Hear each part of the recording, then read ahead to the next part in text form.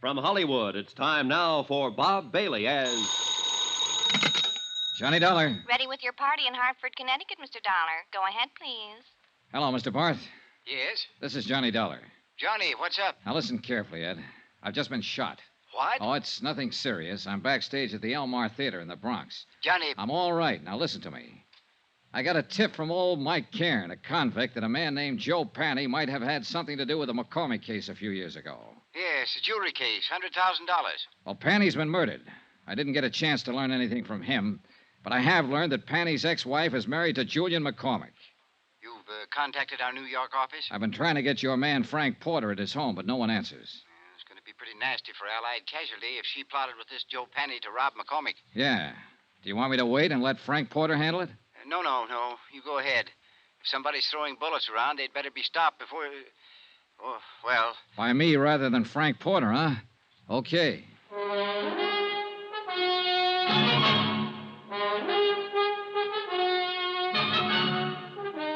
Tonight and every weekday night, Bob Bailey in the transcribed adventures of the man with the action-packed expense account, America's fabulous freelance insurance investigator... Yours truly, Johnny Dollar.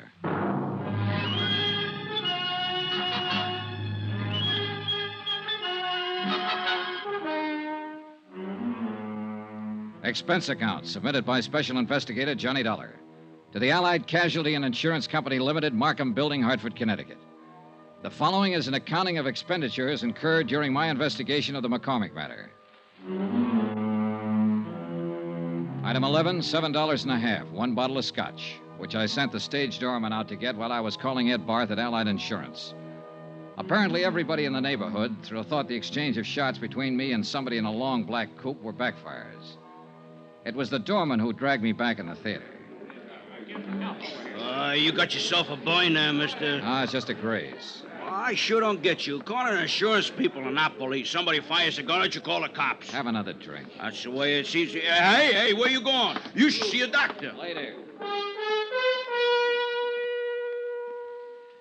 I went back outside in the alley where the shooting had taken place. 10 minutes of looking around, and I dug a pair of .38 slugs out of a telephone post.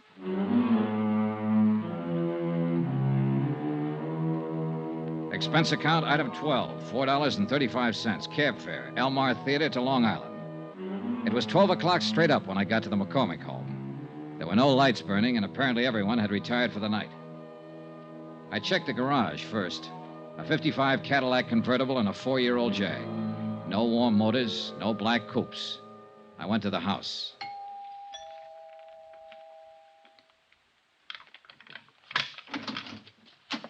Oh, it's you. Hello, Mrs. McCormick. No, please. Please don't come in here. My husband... Oh, please. I don't know who you are, but I remember meeting you at the hotel the other day. I'm Johnny Dollar, an insurance investigator. Insurance? Oh, well, there must be some way we can fix this up. Talk to me tomorrow. I'll meet you somewhere. How can you fix up murder? Murder? What are you talking about? Joe Panny's dead. Your ex-husband. He was shot with a .25. Just like the one you swung at me at the hotel. Oh, no. Oh. You want to tell me about that? All right, I'll tell you. Joe was your husband once. You helped him rob this house 5 years ago. He couldn't have done it alone. He wasn't that slick. He wasn't that good. He could steal a car, but a safe lock's different from ignition. Well? Yes. Yes, I helped him do it. He made me. He promised me if I helped him, I'd never hear from him again. I opened the safe for him. But you were down to see him at his hotel the other night. You searched his room. Searched his room? Yeah. Well, I don't know anything about that. He called me, said he wanted money. I didn't know where he'd been for these last few years. Up the river. Oh, well, he wanted money. Only he wasn't there when I went there. And I was? Yes. And the gun? I went down there to kill him. But I didn't see him. Not then. Later somewhere. I haven't seen him at all, I tell you. Just talked to him on the phone. I don't suppose it'd make any difference if I told you I had a good reason. If I told you I love my husband very much. Not likely, in view of the fact you helped your ex-husband rob him of $100,000 worth of jewelry 5 years ago. Oh, I can explain that. Joe came around when we got back from our honeymoon. It's an old story. My past isn't all it... Well, anyhow, Joe threatened to tell my husband about it, unless I gave him money. I didn't have any, so I opened the safe for him that night. It was all I could think to do. Yeah. Then you split with him later on. I told you I haven't seen him. Why would I want to do that? I have everything I want in life right here. Mostly my husband. Well, it's still a police matter, Mrs. McCormick. I spent a long time looking for you. Maybe you better get your coat. Iris, you'll remain exactly where you are. Julian. And so will you, Mr. Dollar. Julian, you heard what I said. Don't worry about it, my dear. Mr. Dollar, I'm a gentleman. But this is a gun. I noticed. A .38. I got a couple of slugs in my pocket that came from it. Stand over there. Now, this is pretty silly. You can put that thing away and we can settle this the only way it can be My wife has settled. told you the absolute truth, Mr. Dollar. She's innocent of any wrongdoing so far as I'm concerned. Is that clear? It's pretty glib, McCormick. She's accessory to a $100,000 heist, and she hasn't done anything wrong. If she wanted to give them away... To an ex-husband. To anybody. That was her affair. I would not press charges. Well, that takes care of you.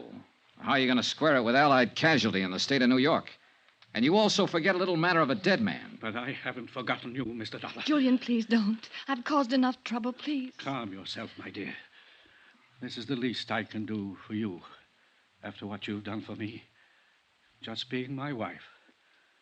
Mr. Dollar, will you accept money? Not enough for murder.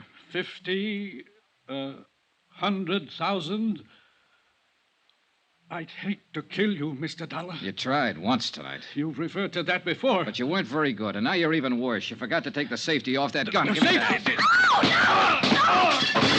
Oh, you killed him. You killed him. Ah, he's all right. Get out of the way and let me see that gun.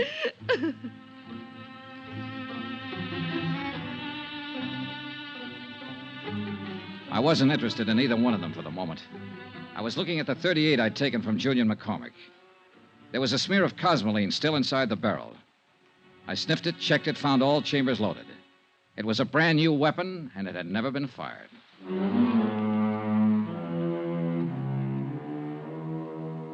Expense account item 13, $5.50, cab fare again, this time from Long Island to an apartment in Queens. The man I wanted to see was Allied Casualties man Frank Porter. He lived in a very polite neighborhood. That's apartment 203. But Mr. Porter is not in, sir. I'll wait for him. Yes, sir. It's all right if I sit in your lobby, isn't it? Oh, yes, sir. Yes, sir. But I'd prefer that you waited somewhere else. You would? Well, this is a rather exclusive apartment building, sir, and we don't like people loitering in the lobby. Well, I'm on a pretty exclusive mission. But you don't like the mud on my clothes and the tear on my coat, huh? Are you a friend of Mr. Porter's? Yeah. Good friend? He wouldn't mind if I waited in his apartment, if that's what you mean. No, sir. Impossible. But a couple of bucks can do wonders sometimes. It was quite a layout. Books, pictures, furniture, and whatnots that make living at home pretty agreeable. I propped myself up on a stool at Frank's little bar, poured myself a drink, and sat there waiting for him. I was like that a half an hour later when he showed up. He looked a little unsteady on his feet.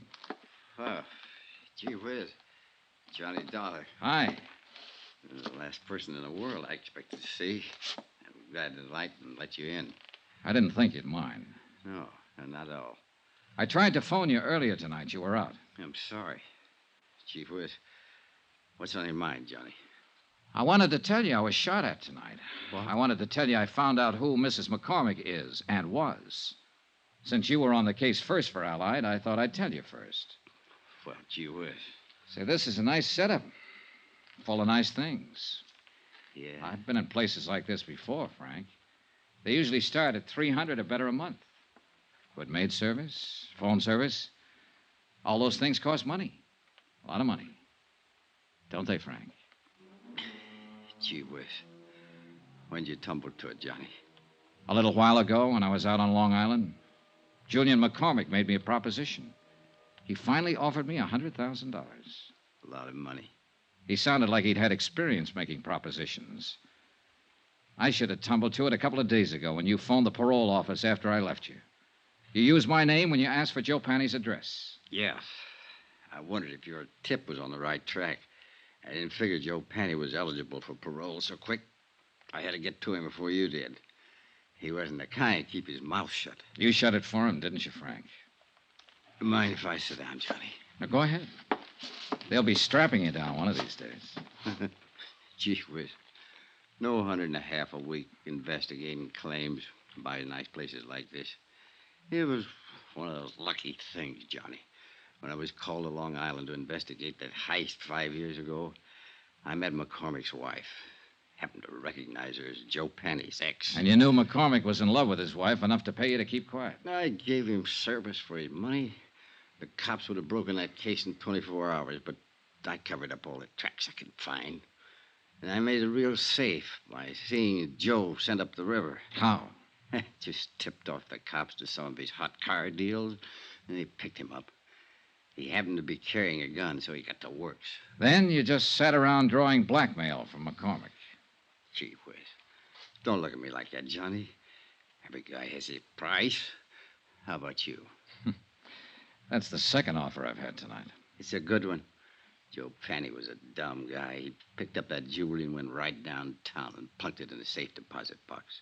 It's been sitting there all the time he was up the river. Still worth... Sorry, Frank. You sure? I'm sure. Gee whiz.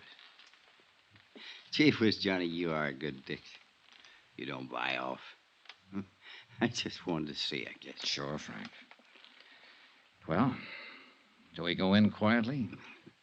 You'd be surprised, Johnny, how quiet. You better dial for an ambulance if you want me to go to the trial. What? You were good in that alley back of the theater tonight, Johnny, when I tried to knock you off. I followed you all night looking for my chance. You nicked me twice. Dial the doc. Quick. Gee whiz, it hurts. He died right there, without saying another word.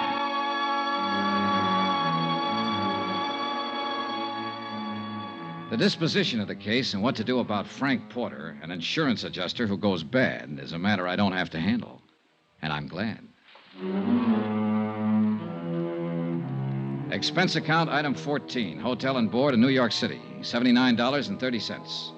Item 15, $84, legal fees and incidental expenses involved in locating the widow of Mike Cairns, who it seems is still alive somewhere in Iowa and will accept half the reward as promised. Item 16, $14 even, transportation back to Hartford. Expense account total, $265.91. Remarks?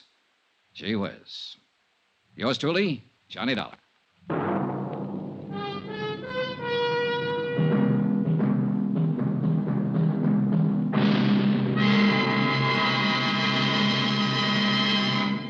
Now, here's our star, Bob Bailey, to tell you about next week's story. Thanks. Next week, the story of a ship, the Molly K. Destination, Davy Jones' locker. Join us, won't you?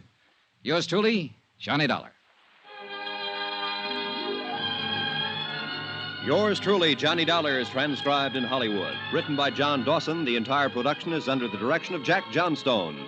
Heard in this week's cast were Mary Jane Croft, Virginia Gregg, Marvin Miller, Forrest Lewis, Frank Gerstle, Herb Butterfield, Herb Ellis, Tony Barrett, Ken Christie, Jack Crucian, and Junius Matthews.